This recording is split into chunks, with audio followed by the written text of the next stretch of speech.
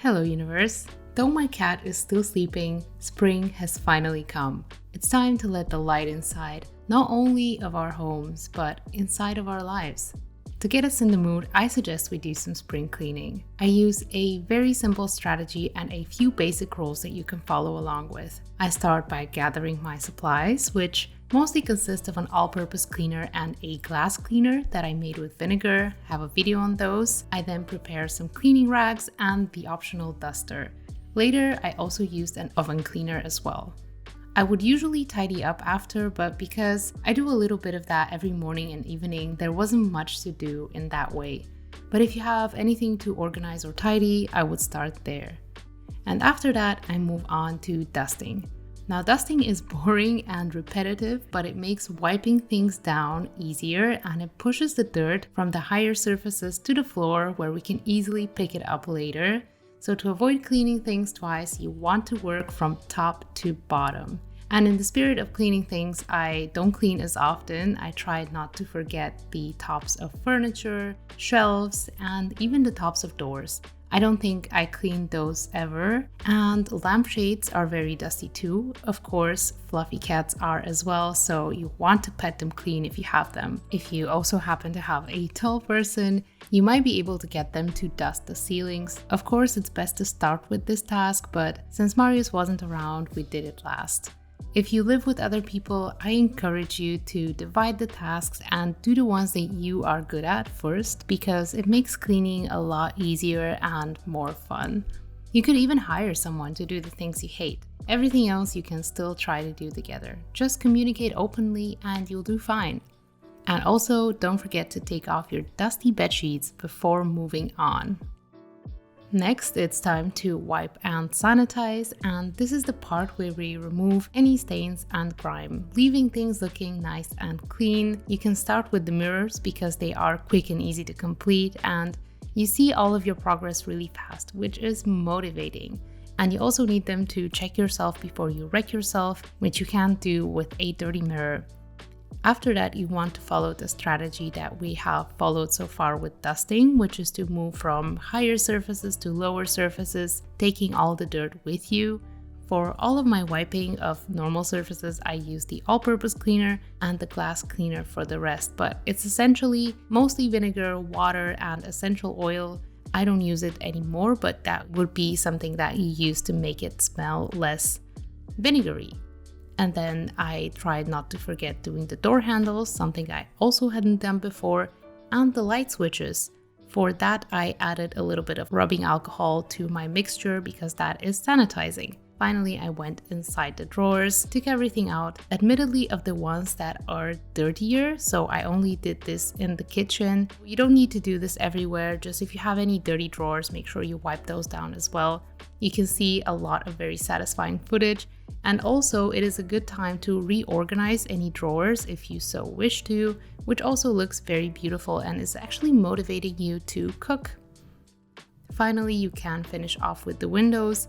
This is where the glass cleaner comes in hand. It has a little bit of a different consistency, and after that you can wipe the blinds, again with the all-purpose cleaner. On the inside, I thought it would not make a huge difference to clean them, but actually they were so black, I really noticed them when the blinds are down. Now they are clean and nice, and I highly recommend doing that if you have these. And then I recommend cleaning the floors, which is something that my RoboVac does on a daily basis, but he's not as thorough as I would like. I would want to vacuum first, and I mean everywhere, because I found another version of my cat under the couch and that's scary. And then mop second, something that I really like to delegate, but it's okay because I did other things. It's important that you take breaks or spread this over several days, especially if you're alone. It doesn't have to get done fast. And of course, not all of these tasks are going to be relevant to everybody. You can skip, you can pick and choose. With my floors clean, I was finally able to make my bed as well, so I could get some good night's rest in clean sheets. Do not be fooled, this definitely took me several days as well, which I think is perfectly fine because otherwise you would get absolutely tired and not be able to benefit from the refreshing side of this process. with that, we are finished with the more general tasks and it's time to clean specific rooms. Again, I recommend starting from simple to more difficult to get that motivation going, which for me meant I went to the living room first because all I had to do after the dusting and wiping was done was to clean the cat hair. And it sounds like it's not much, but it's actually a lot. We have this tool for cleaning the hair off the couch, and Marius is actually so fast using it. He was able to collect another full cat from the top of the couch.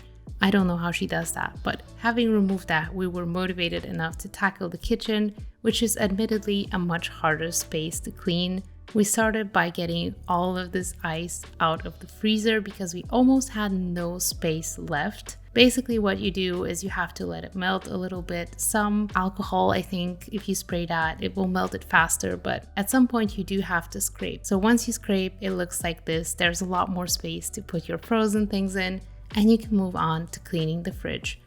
Now you can take everything out of the fridge. You can even take out the shelves, which I had no idea you could do, but removing them makes it so much easier to clean them with a bit of water in the sink, and it also makes it easier to clean the door.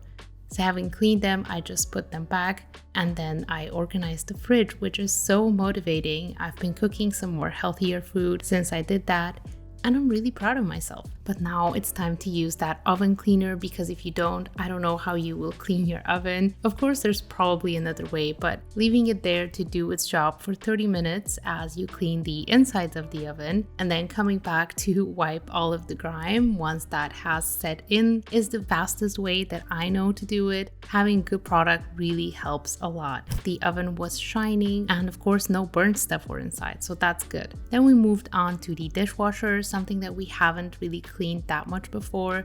We just used some hot water and some castile soap to clean that. Depending on how your dishwasher looks like, just make sure you get all of the filters out because there was a lot of dirt underneath there. And I also recommend cleaning the small appliances. For example, my teapot was no longer making delicious tea, so I had to unblock the holes, and my water cooker was actually dirty from the water, so I cleaned this with my all-purpose cleaner. And finally, I did the sink. You put a bit of soda inside and then you want to put some vinegar in the drain as well. And that is something that helps to get all of the grime. And then you want to grab a plunger. This is something that Marius did. Apparently, you have to cover the plunger completely, block any other holes, and then plunge away, and that will clean the canal. And you can finally wipe the sink clean and have a very satisfying feeling that everything is done, at least until you put the next dish inside, which then ruins everything. After that, I went for another easy area, which is the office area. Here, you just want to clean all of the screens and any peripheral devices that you have, like your keyboard, your mouse, maybe with alcohol, maybe not, depending on how sensitive they are. Your phone also, everybody's phone is absolutely disgusting and full of germs. Clean your laptop. If you feel like it, wipe the screen, wipe the keyboard. And if you have someone you love, you can also clean their laptop. But then sooner or later, you have to move on to the bathroom. That's where all of the scrubbing happens, so arm yourself with a lot of rags and maybe even some gloves because that will help you avoid a bit of the griminess going on your hands and also dryness. The vinegar, it is nice and natural, but it did make my skin very dry, so definitely protect yourself from that. And for the love of all that is good, do not lock yourself in the shower with vinegar. After surviving that for way too long, I was finally done and I let Marius clean the drain. Now that we have seen him do it 2 times, I'm sure all of us can replicate him doing it, but nobody will because it's an awful thing to do, and hopefully you find someone who will do it for you. One thing that I did though was clean the toilet. I used soda and vinegar again and I just brushed away at that. And then I also changed our toothbrushes because it's nice and refreshing and a lot of toilet water goes on the old ones when you flush. I also went through our cosmetics and medicine and decluttered anything old that was empty or unused and replaced it with new things. And one more thing that I did was I picked up any brushes or tools. Could be a shaver for you, could be anything. And I cleaned those up as well. Don't do what I did. Don't put oil on your brushes. It was done. My cat was very happy to go to her new toilet in a tropical paradise, but unfortunately, she has no idea how to flush. It's okay though because she is absolutely cute. Now, in the process of spring cleaning, spring suddenly left us, which made it impossible to clean any of the outdoor areas, but I'm not complaining. I just stayed inside with my cat watching TV, but then she's always inside, so I just left her to it, and I went to clean the basement, which is where we have our laundry. In the previous weeks, I decluttered and cleaned our actual cellar, so we didn't need to do that. We just did all of our laundry and then folded the clothes, put some new ones there. Depending on your editing skills, you could possibly do this in seconds, just very efficiently. Finally, we organized our supplies because doing that makes every other time you have to go down and do the laundry much faster and easier. Then we cleaned the washing machine because we want it to last longer. I know that if you have a dryer, you also have to take the dust out regularly, otherwise it's a fire hazard. At least in The Sims. I don't know about real life. One more good thing to do is to take out the trash. I recommend doing it last because as you are cleaning, you will gather plastic or paper or any other kind of garbage. So you want to finish by doing the trash, cleaning the trash can. That is always nice. We rinse it in the shower sometimes, and then we just put it back with a new bag. Now, some other suggestions before I show you the final results are to organize, declutter, sort your paperwork, clean your car or bike, your sports equipment, your basement, attic, shoes and accessories. You could do as much or as little as you want, but definitely don't try too hard because then you won't be able to enjoy your space. I hope you liked this video. If you did, feel free to comment or leave a like. Subscribe if you want to see more videos like this. And please take care of yourself. Take breaks. Enjoy life.